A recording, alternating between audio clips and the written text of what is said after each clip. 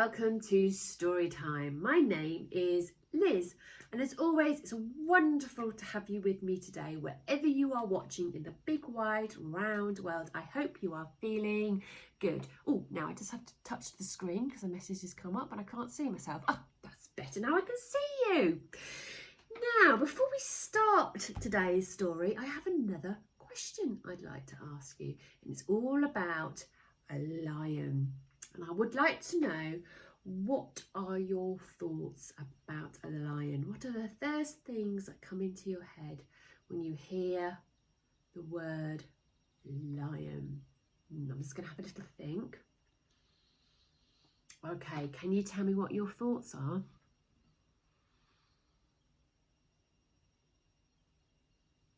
Oh, very good ideas and thoughts coming through there.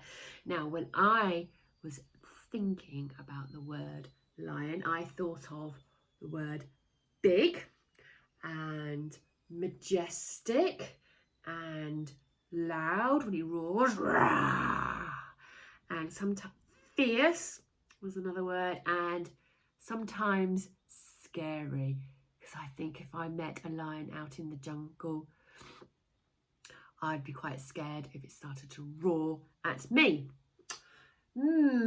Excellent thoughts, everyone. Let's have another go. Let me pose another question. So, what are your thoughts when I say the word mouse? What do I think of when I hear the word mouse? Okay, can you tell me what your thoughts are?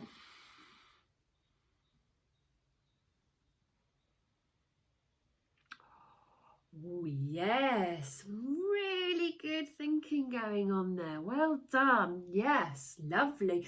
Now, when I was thinking about the word mouse, I thought of small and quiet and meek, that means like shy, and likes cheese. Well, the reason why I posed those two questions was because today we're going to be reading all about a lion and a mouse. And there we are. We've got the big lion. Look, he's so big he doesn't fit onto the front cover, and the mouse is perched up on the lion's mane. So we know that the story is going to be about a lion and a mouse, and the title is at the top. Titles often are on the top of the books, if I don't knock myself out with the book.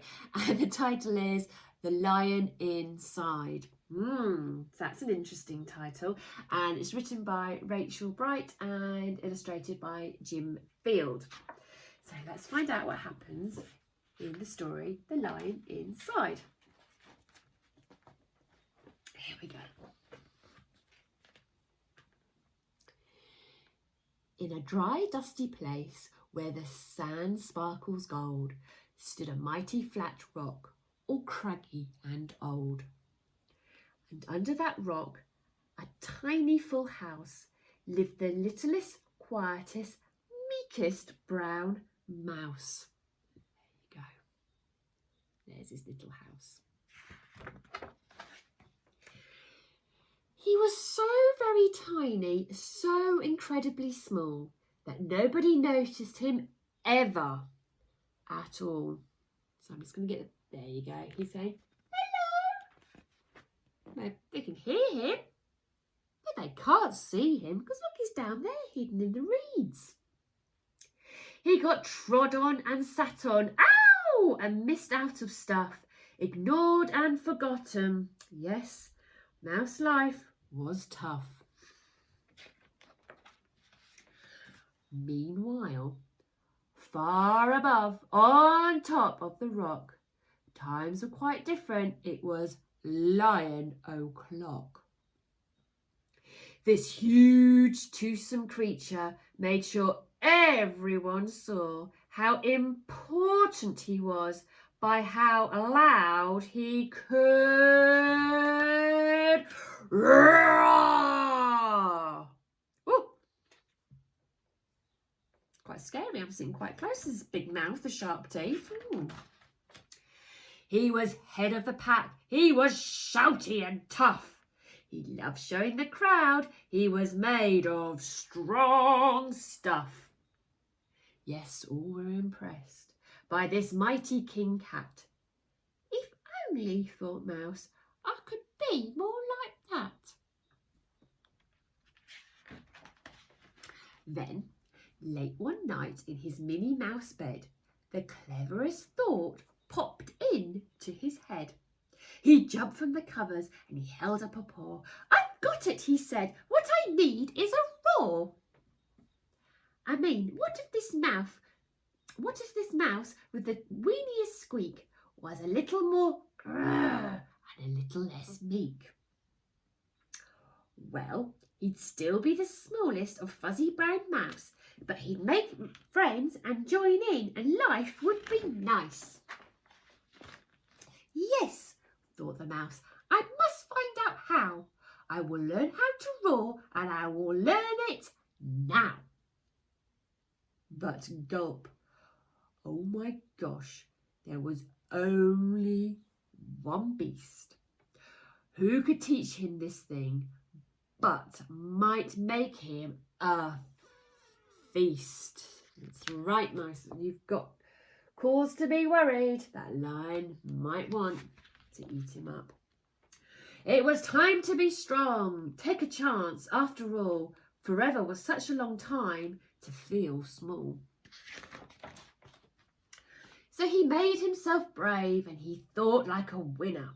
He set off for the top, hoping not to be dinner. It felt like the scariest thing he could do. But if you want things changed, you first have to change you. The further he climbed, the closer he got to the slumbering lion reclining on top. Then at last, as he stood on his tippity toes, he found himself suddenly nose to nose. Pardon me. Wake up, Mr. Lion. You've got company. Squeak, Mr. Lion, what I've come to you for is squeak. Do you think you could teach me your roar?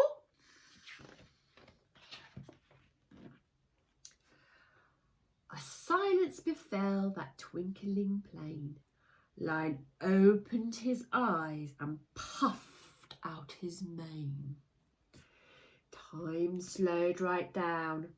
Why, it felt like a week. Then he opened his mouth and let out an eek! The lion was shaking, his paws all a fumble. He was backing away with a scrambling tumble. Oh, don't hurt me, he whimpered. Oh, try to be nice. Well, my goodness, the lion was frightened of mice. Oh, well, don't worry, Mouse Peep. I'm a friend, not a foe. Let's rock this together. We'll have fun, don't you know? That was a magical moment for sure, when Mouse didn't feel at all small anymore. He found that his true voice and learned to speak out. And for that, you don't need to roar or to shout. And from that day and always, the two were a pair. They both liked that rock better now that that rock was to share. The mouse, while still little, felt big in his head. The lion, well, he still roared, but with laughter instead. Ha, ha, ha, ha. Yes, that day they both learned that no matter your size, we all have a mouse and a lion inside. Well, it just goes to show, doesn't it, that you can be little, but you can be loud, and you can be big, and you can be quiet. And if you share things and you make lots of friends, you can have lots of qualities, good things to do together. Well, I do hope you enjoyed that story. I certainly enjoyed reading it to you. And until we meet again, remember, take care, look after one another, just like the lion and the mouse are doing, no doubt. And keep smiling. Bye for now.